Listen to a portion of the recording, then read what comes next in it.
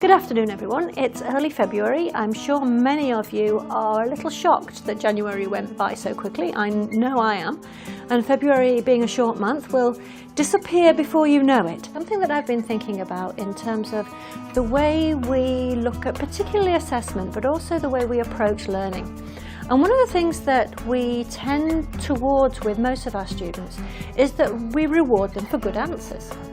How often do we reward students for good questions?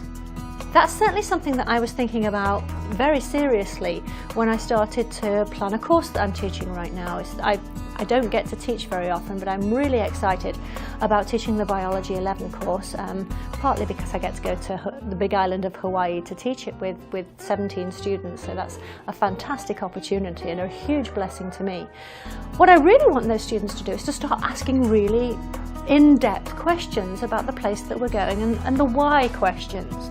And we've started to look at that. One of the things that we've looked at quite recently is introduced species. So we started to look at mongooses and the fact that there are mongooses on the Big Island, and some of the students had never even heard of a mongoose, so we started to talk about that. But they're an introduced species, and what do you do about an introduced species that is then killing indigenous species? Mongooses were introduced to kill rats and snakes and then have become a problem in their own right.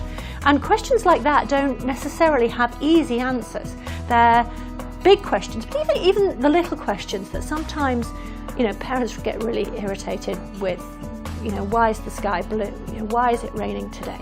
Those sorts of questions that, well, it is raining today, but really it's raining today because there's a cold front blowing in off the Pacific Ocean, and obviously you have to couch that in language that perhaps an elementary school student would understand. But that's an in to talk about the weather, and that meets a whole pile of learning outcomes at that grade level. Start to think about the questions and tune your ears to the questions that your children are asking. Encourage the older students as well to start asking their teachers questions.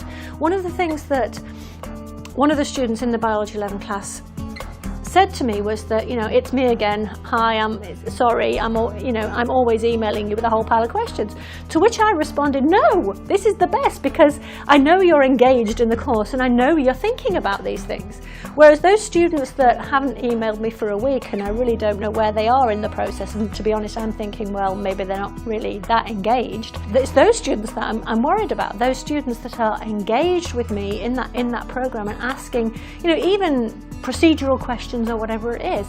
Teachers are delighted about that. We like to get those questions because we know you're engaged with the material and you're engaged with the course that you're taking, and you're engaged with us, and we can respond and provide more information perhaps than you would just get in the online course. So I really want to encourage all of the students in TLA to start asking really good questions.